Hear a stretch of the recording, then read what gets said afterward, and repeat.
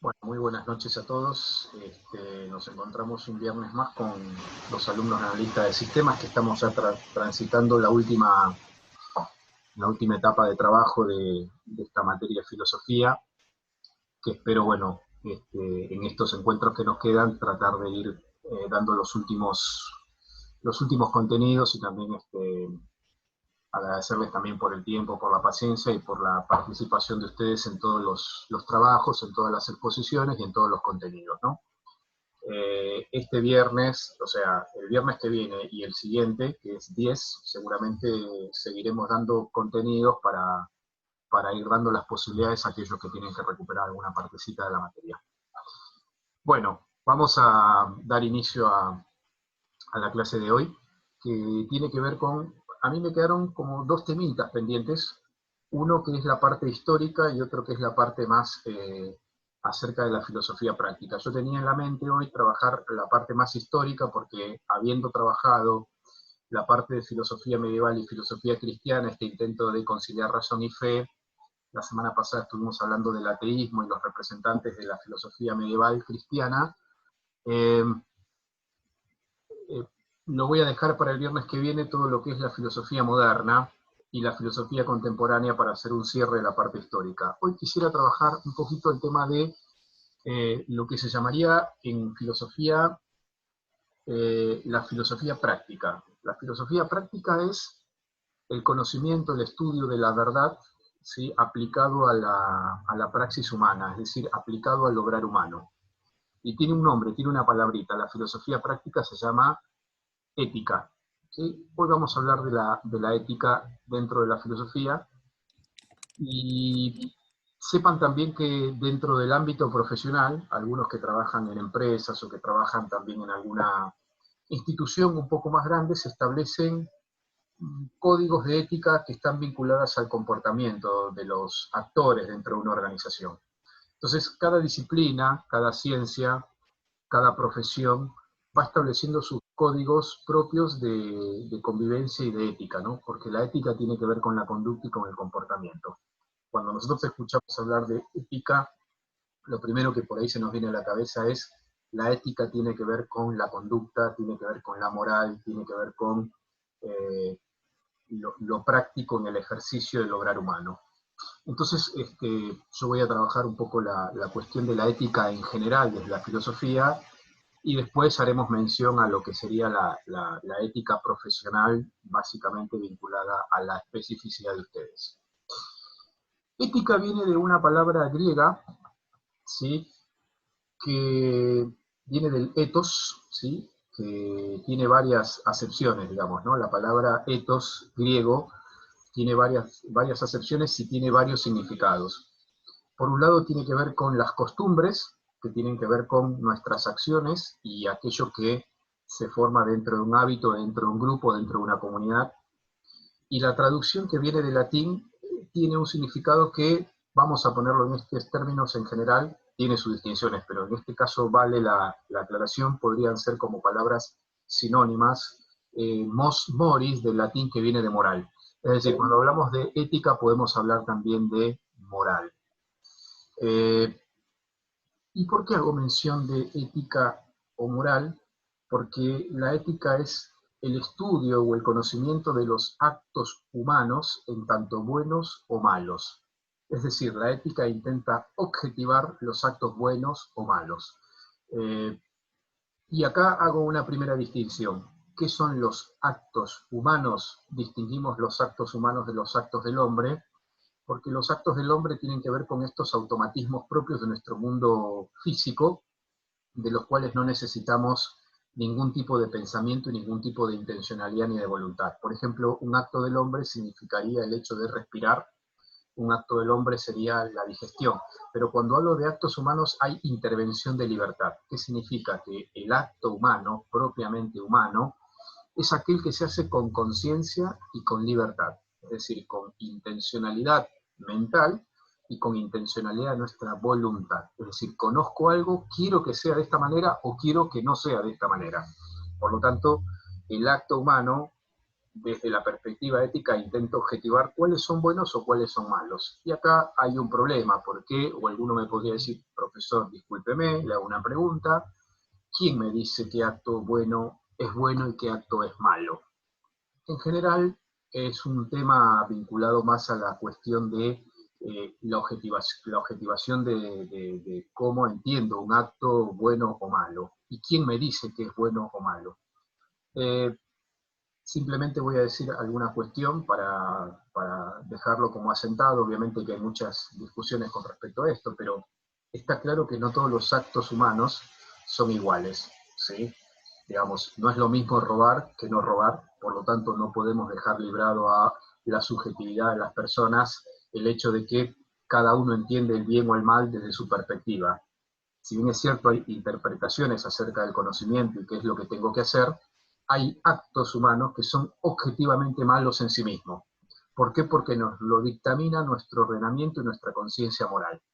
Para todos, y no hay discusión con respecto a esto, que estamos acá presentes en esta aula, está claro que robar, tomar algo que no me pertenece o que no me corresponde, es un acto malo en sí mismo, y no lo voy a poner en discusión porque alguno podría decir, profesor, discúlpeme, pero yo tengo mayores justificaciones para hacerlo, porque yo no tengo para comer, por lo tanto, pues, bueno, la justificación o la responsabilidad o la accidentación de ese acto puede tener ciertos criterios de interpretación, pero está claro que nuestra conciencia naturalmente nos dice que el acto de robar es malo en sí mismo.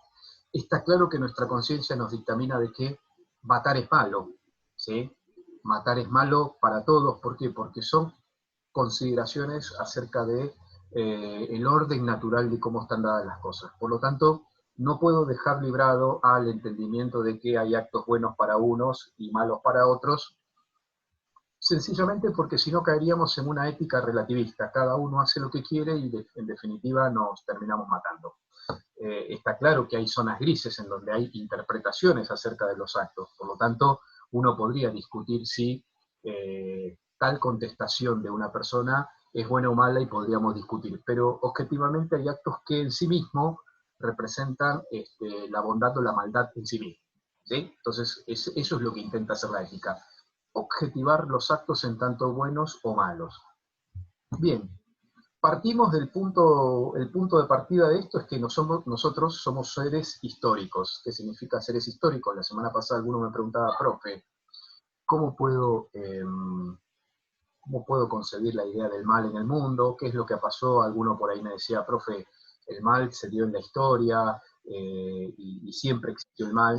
Bien, los actos humanos parten de que nosotros somos seres históricos y somos seres perfectibles. ¿Qué significa? Que intentamos ser perfectos, pero no somos la perfección. Por lo tanto, necesitamos ir a través de la educación y a través de la copia de valores, tratamos de ser mejores personas, ¿sí?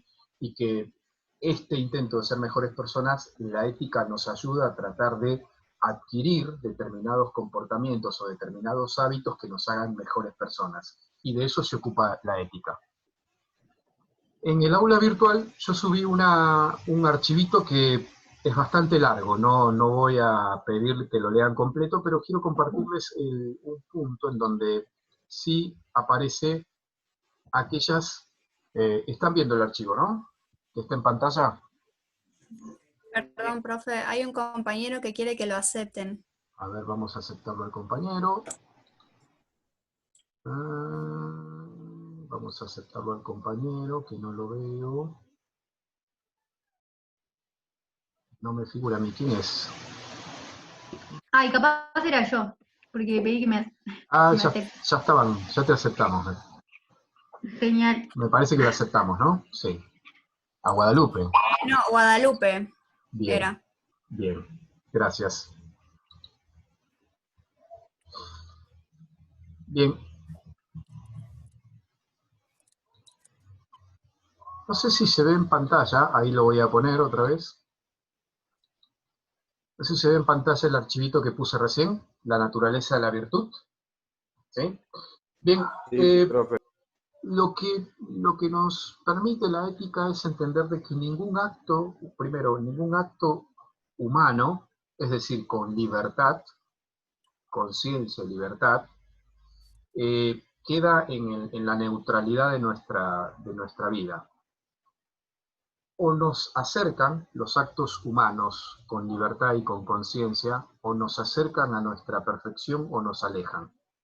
¿Sí? O sea, no hay acto libre que no quede en la nebulosa de nuestra configuración, de nuestro ser.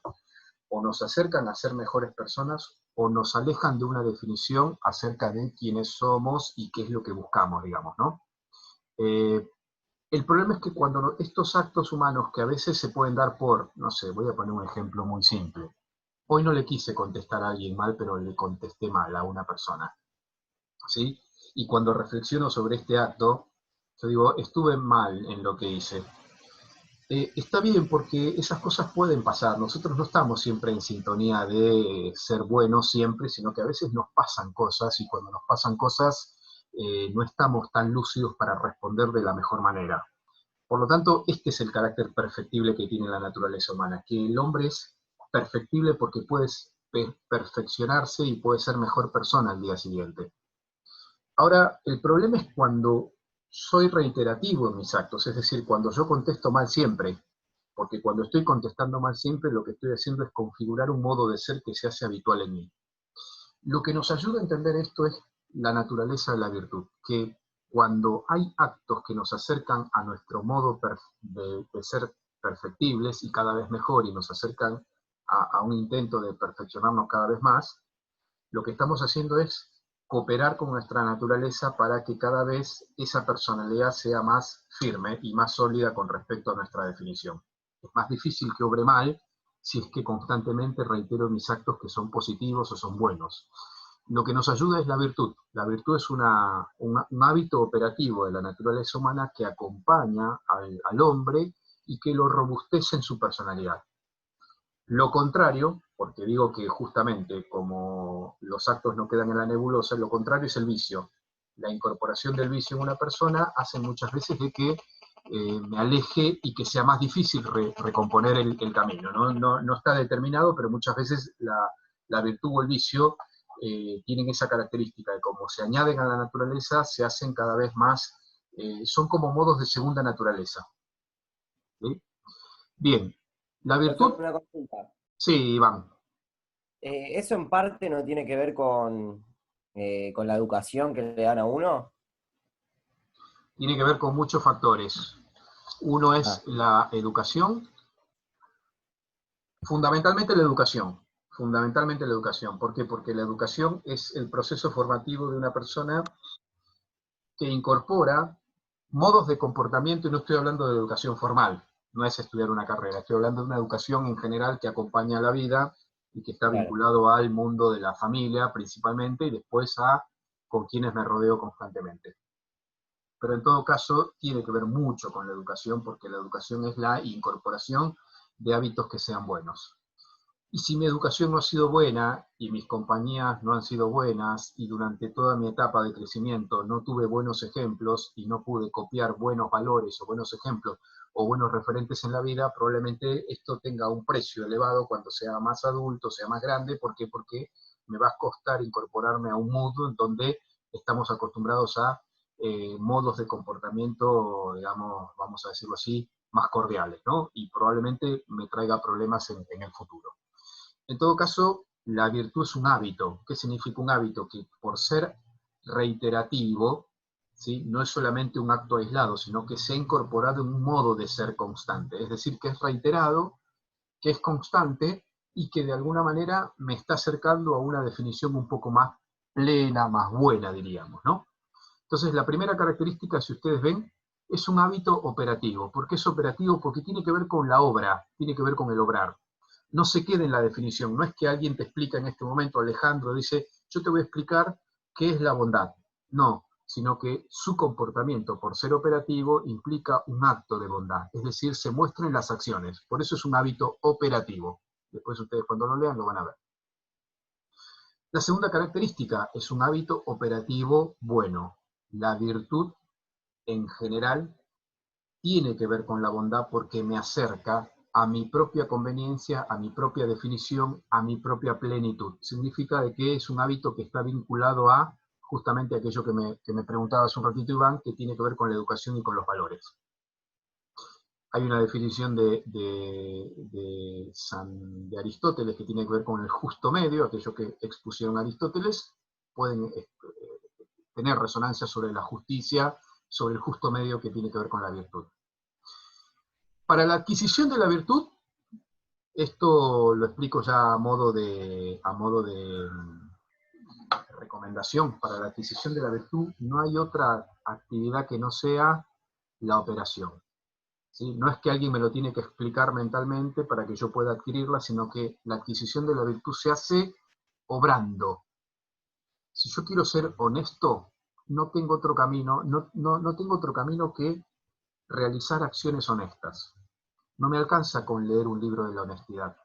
Si yo quiero ser justo, no me alcanza con entender qué significa la justicia, sino que tengo que actuar justamente.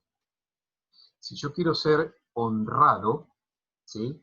Aunque la honradez probablemente me signifique una especie de algo que pareciera como una mochila, en donde uno tiene que ser honrado, pagando, por ejemplo, los impuestos, aunque me cueste y aunque me quede con poca plata para fin de mes, yo tengo que demostrar la honradez obrando honradamente. No tengo otro camino. Es decir que la virtud implica un ejercicio constante de incorporar hábitos que sean productivos para la naturaleza humana. ¿Cuáles son las ventajas y la finalidad de la virtud? Las ventajas, bueno, uno tiene que ver con la madurez de la persona y otro tiene que ver con de que el hombre virtuoso está menos fragmentado, es decir, fija su personalidad de tal manera que lo ayuda a incorporarse al mundo, lo ayuda a estar pendiente de las necesidades de los demás y lo ayuda también a actividades colaborativas en el ámbito del mundo del trabajo, por ejemplo, o en el mundo del ámbito profesional. Pero en la vida misma, digamos, ¿no? La persona virtuosa tiene la ventaja de que se muestra con una personalidad más firme para determinadas cosas. ¿Vieron lo que está en negrita ahí? Ahí lo marqué. La ventaja de la virtud es que nos da rapidez, facilidad y placer. Nos da rapidez para obrar. Yo no me estoy debatiendo al haber incorporado la virtud si tengo que ser honrado o no, y lo delibero y me cuestiono y me cuesta. Es como aquel que en un momento le costó levantarse temprano porque tenía que salir a trabajar a las 6 de la mañana, al día siguiente le costó un poquito menos, al tercer día le costó un poquito menos, al cuarto día te va costando cada vez menos. En algún momento el cuerpo naturalmente va actuando de esa manera. Por lo tanto, la virtud te genera rapidez. Facilidad, porque cada vez que uno lo va repitiendo cuesta menos, y placer. No es una carga ser virtuoso, sino que al contrario, uno disfruta de ese modo de ser. Importancia. La importancia de la virtud. ¿Por qué es importante la virtud? Primero porque nos acerca a lo más conveniente que necesitamos nosotros. ¿Qué es lo más conveniente que necesitamos nosotros? Dice Aristóteles que la vida del ser humano es acercarnos a la vida feliz. La persona virtuosa tiene más chances, voy a ponerlo en estos términos, de acercarse a su definición, acercarse a lo más conveniente y en definitiva acercarse a la felicidad. Porque la felicidad no es otra cosa que, no es un estado de placer momentáneo. Ah, qué feliz que estoy, me voy a comer una hamburguesa de McDonald's con una... Nada, ese es un placer momentáneo. La virtud da como una especie de sustentabilidad a la persona. El carácter temporal nuestro acompaña a la virtud porque la vida misma se va haciendo cada vez más virtuosa y esto es madurar, crecer, perfeccionarnos y acercarnos a un modo madurativo de ser. Por lo tanto, es importante porque nos acerca a la perfección, a la felicidad. Leo el texto del segundo párrafo.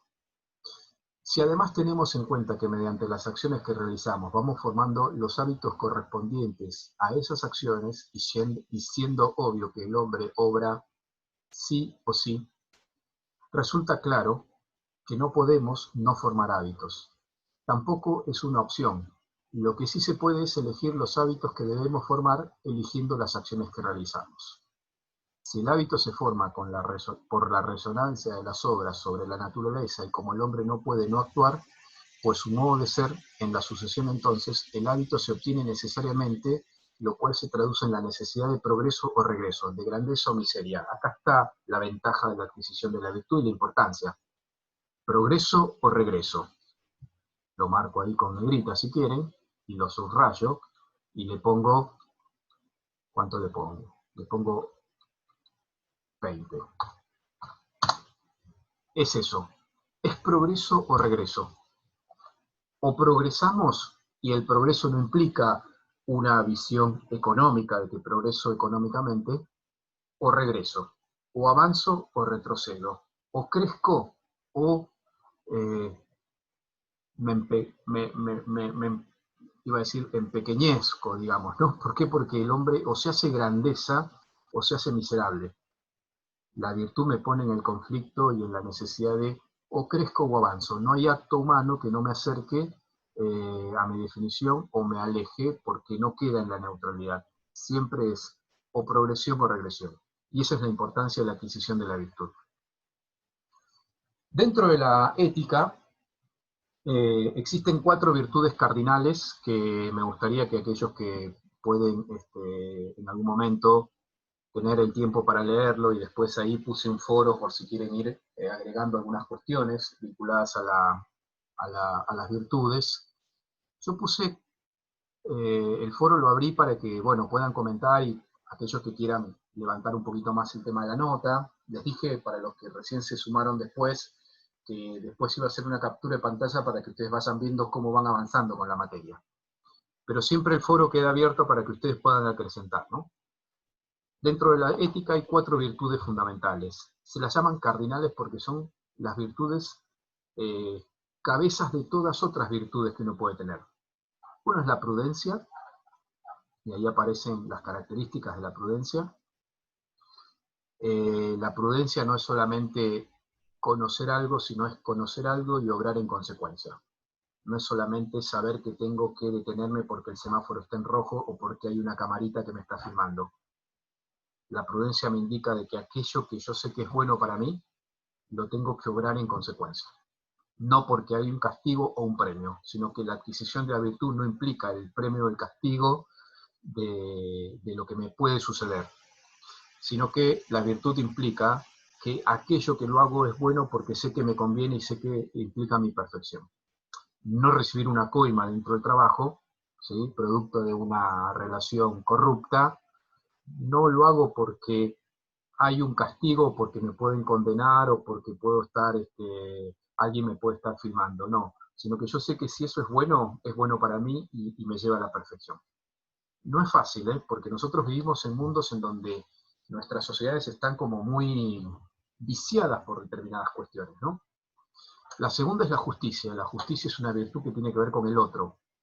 Soy justo con el otro dándole a cada uno lo que le corresponde, y exijo justicia para mí y también tengo que obrar justamente con los demás. Bueno, ahí aparecen los distintos modos de justicia. La tercera virtud cardinal es la fortaleza.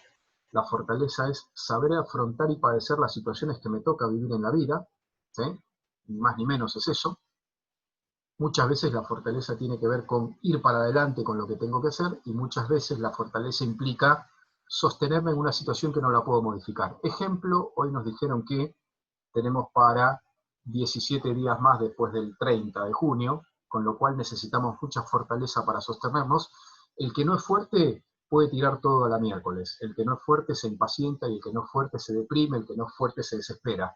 Bueno, la fortaleza es la virtud que me acompaña para sostenerme firmemente en el cumplimiento de las cosas, aunque me cueste. Pero es posible. El que es fuerte puede acompañar en una situación en donde tengo que superar un montón de circunstancias y dificultades para sostenerme en la carrera, y para eso la fortaleza me ayuda.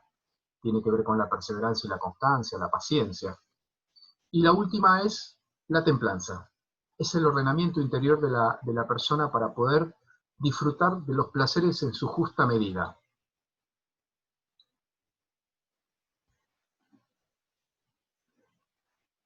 Me dice que me salté la justicia, no dije algo de la justicia, estoy pasando una revisión de todas las virtudes.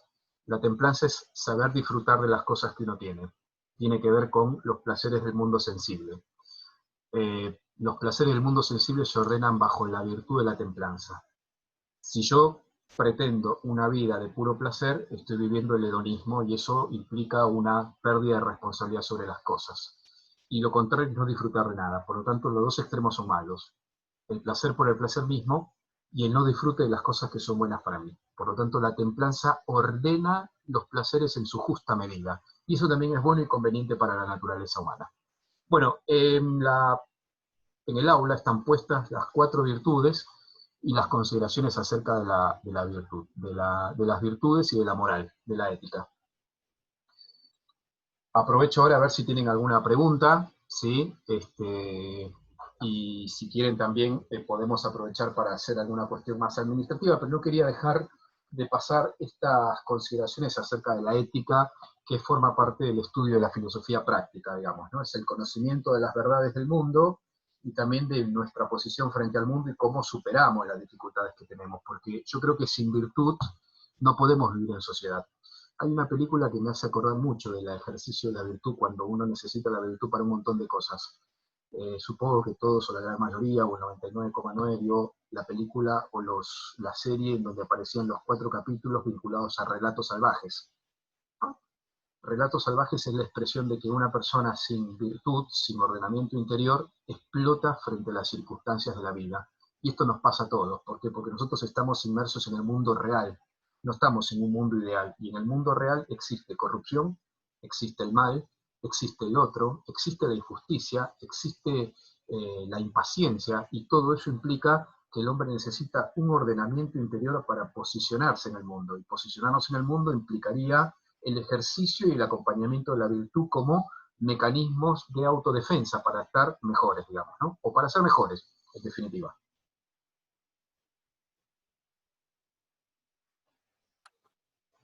Habilitamos micrófonos, si quieren. Tenemos unos minutitos. Profe, Sí. yo Jonathan. le quería decir, yo me fui anotando un par de cositas.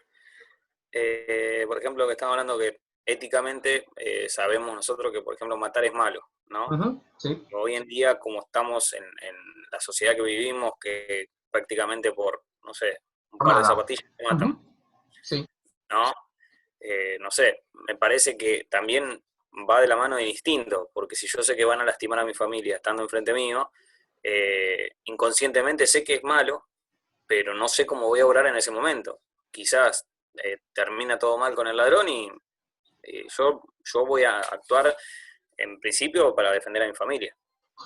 Hay una cosa, vieron que al principio yo hablé sobre el orden natural de la conciencia, que dictamina lo que está bien y lo que está mal. El instinto de supervivencia hará que por encima de todo la defensa de la propia vida y los demás actúe justamente en la defensa de la propia vida. Lo que dice la ética y lo que trata de objetivar la ética es en qué circunstancias es posible. La única circunstancia que es posible en el marco de la ética es la defensa de la propia vida. ¿Por qué? Porque el instinto de supervivencia hace que uno reaccione tratando de defender su propia vida. Es decir, la conservación de la especie, de la propia vida, que es producto también de los animales que no son racionales, también luchan y tratan de la supervivencia como alguna alternativa. Otro es el caso, por ejemplo, de la guerra, en donde uno tiene que defender y muchas veces se trata de objetivar en qué casos es posible. Lo que está claro es que muchas veces no sabemos cómo vamos a reaccionar en una situación, y eso está claro. Uno no puede estar midiendo, bueno, me dijo el profesor que, porque en realidad nosotros somos seres naturales e instintivos. Lo que sí está claro es que el ejercicio de la virtud muchas veces tiene que ver con la propia conveniencia. Si vos ves que hay algo que peligra tu propia existencia y en defensa de tu propia existencia o de un ser querido, bueno, eso forma parte de las circunstancias que rodean un acto y que muchas veces disminuyen la responsabilidad sobre determinadas acciones. O sea, lo que aparece ahí es la responsabilidad sobre cómo actúo en ese momento. Instintivamente, racionalmente, lo pensé. Otra cosa es la planificación la noche anterior de un asesinato, eso es otra cosa, ¿no? Pero está bien la pregunta. Claro. Después, otro punto, que bueno, por ejemplo, no sé, también sería, éticamente sería correcto decir que, por ejemplo, las peores cosas dentro de lo que serían atrocidades se realizaron, por ejemplo, con las mejores intenciones, como, no sé, la creación de la bomba atómica. No se pensaba hacer eso y éticamente se estaba buscando otra cosa. Bien, así lo que aparece en ese caso es muchas veces tienen que ver con alternativas que forman parte de búsqueda de determinados bienes comunes que impliquen, digamos, el perjuicio de otros, ¿no? Qué sé yo, hoy escuchamos al presidente y dicen, miren, tomamos las medidas son las mejores intenciones, quiero creer que son las mejores intenciones, eso no quita el costo, porque el costo muchas veces tiene que ver con pérdidas que en algún momento suceden, digamos, ¿no? Lo que sí está claro que en este ejemplo que vos pusiste es que muchas veces las políticas tienen que ver con criterios de disciplinas éticas que no han sido bien especificadas o bien plasmadas. Voy a poner un ejemplo. Parece que en el mundo, antes de la pandemia, seguramente habrán investigaciones posteriores, se invierte mucha más plata en políticas armamentistas que en erradicar el hambre en el mundo. Entonces, si hubiese una cuestión ética por una visión más defensa, en donde no primen los intereses particulares, seguramente el mundo sería más humano, ¿no? Pero ahí te estoy dando un dato de que muchas veces priman los egoísmos propios de querer crecer de una manera distinta cuando, por ejemplo, alguien quiere crecer a toda costa de manera económica a costa de la vida o de la contaminación de un medio natural. Y eso implica el perjuicio, el daño, la enfermedad, inclusive la muerte de otros. Pero ahí lo que aparece es una falta de ética en la construcción. Yo les hablé en un momento, esto seguramente será tema de discusión, pero más adelante, pero les hablé que existen, cada disciplina y cada ciencia tienen sus propios códigos de ética. Siempre existe en todas las organizaciones cuál es la ética que atraviesa esas organizaciones. Hoy no puede haber hacer de la vista gorda de cuestiones que tienen que ver con la política o con la ética, porque siempre atraviesa el desarrollo humano una cuestión ética.